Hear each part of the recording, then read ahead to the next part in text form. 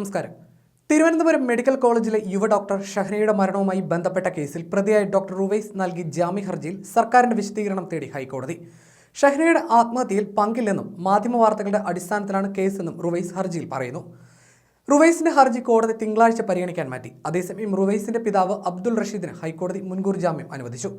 പഠനത്തിന് ശേഷം വിവാഹം നടത്താനാണ് തീരുമാനിച്ചിരുന്നത്. എന്നാൽ വിവാഹം വേഗം വേണമെന്ന് ഷഹന നിർബന്ധിച്ചിരുന്നു. ഇത് പറ്റില്ലെന്ന് പറഞ്ഞിരുന്നതായി റുവൈസ് ഹർജിയിൽ പറയുന്നു. നേരത്തെ റുവൈസിന്റെ ജാമ്യാപേക്ഷ കോടതി തള്ളിയിരുന്നു. കുറ്റം അതീവ ഗൗരവമുള്ളതാണെന്ന് നിരീക്ഷിച്ച കോടതി ഈ ഘട്ടത്തിൽ പ്രതിക്ക് ജാമ്യം അനുവദിച്ചാൽ അത് കേസ് അന്വേഷണത്തെ ബാധിക്കുമെന്ന പ്രോസിക്യൂട്ടറുടെ വാദം കൂടി പരിഗണിച്ചാണ് ജാമ്യാപേക്ഷ തള്ളിയത്. അവരുടെ സ്ത്രീധന മോഹം മൂലം എൻ്റെ ജീവിതം അവസാനിപ്പിക്കുന്നു. ഇത്ര പണം ആവശ്യപ്പെടുന്നത് അവൻ്റെ സഹോദരിക്ക് വേണ്ടിയാണോ? ഞാൻ വഞ്ചിക്കപ്പെട്ടു. OP ടിക്കറ്റിന്റെ പിറകിൽ ഡോക്ടർ ഷഹന എഴുതിയ ആത്മഹത്യക്കുറിപ്പിലെ ഈ വരികളുടെയും ബന്ധുക്കളുടെ മൊഴികളുടെയും സാഹചര്യ തെളിവുകളുടെയും പശ്ചാത്തലത്തിലാണ് റുവൈസിനെ കേസിൽ പ്രതി ചേർത്തതും പിന്നാലെ അറസ്റ്റ് രേഖപ്പെടുത്തിയതും. കത്തിൽ റുവൈസിന്റെ പേരുമുണ്ട്. ആത്മഹത്യാക്കുറിപ്പിൽ റുവൈസിന്റെ പേരില്ലെന്നായിരുന്നു ആദ്യഘട്ടത്തിൽ പോലീസ് പറഞ്ഞിരുന്നത്.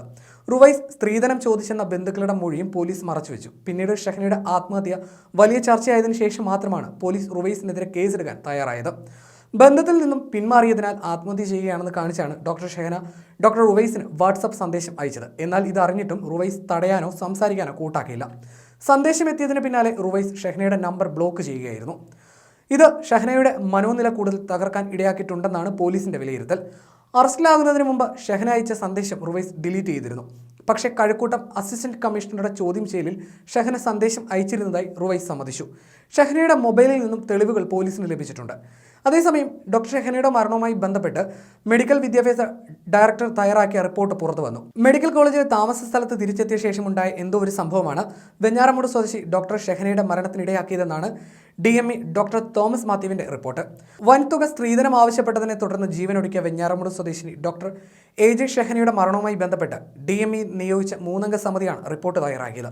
ഈ മാസം 4-ന് രാത്രിയിലാണ് മെഡിക്കൽ കോളേജിന് സമീപത്തെ താമസ സ്ഥലത്ത് PG വിദ്യാർത്ഥിനി ഷഹനെ മരിച്ച നിലയിൽ കണ്ടെത്തിയത്. കേസിലെ പ്രതി കരുനാഗപ്പള്ളി സ്വദേശി ഡോക്ടർ റുവൈസുമായി ഷഹന അടുപ്പത്തിലായിരുന്നുവെന്നും വിവാഹം നടക്കില്ലെന്ന് റുവൈസ് അറിയിച്ചതിനെ തുടർന്ന് ഷഹന വളരെ ദുഃഖിതയായിരുന്നുവെന്നും റിപ്പോർട്ടിൽ പറയുന്നു. അതേസമയം സ്ത്രീധനമായി വൻതുക നൽകാൻ കഴിയാത്തതിനാൽ വിവാഹം മുടങ്ങിയതിന്റെ മനോവിഷമത്തിലാണ് ഷഹന ജീവനൊടുക്കിയതെന്ന് കളക്ടറുടെയും ജില്ലാ സ്ത്രീധന നിരോധന ഓഫീസർ കൂടിയായ ജില്ലാ വനിതാ ശിശു വികസന ഓഫീസറുടെയും റിപ്പോർട്ടിൽ പറയുന്നു.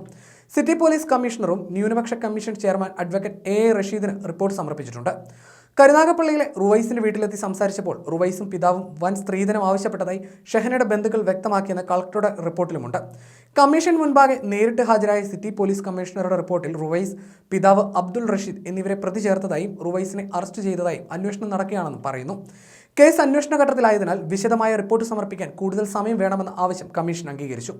കേസ് ക്രിസ്തുമസ് അവധിക്ക് ശേഷമുള്ള സിറ്റിംഗിൽ പരിഗണിക്കും. ഷഹനയുടെ മരണത്തിൽ മാധ്യമവാർത്തകളെ തുടർന്ന് കമ്മീഷൻ സ്വമേധയാ കേസെടുക്കുകയായിരുന്നു. മെഡിക്കൽ വിദ്യാഭ്യാസ ഡയറക്ടർക്ക് വേണ്ടി joint director doctor Geetha Raveendran, RMO doctor Mohan Roy, administrative officer VV Jaya എന്നിവരും കമ്മീഷൻ മുമ്പാകെ ഹാജരായി.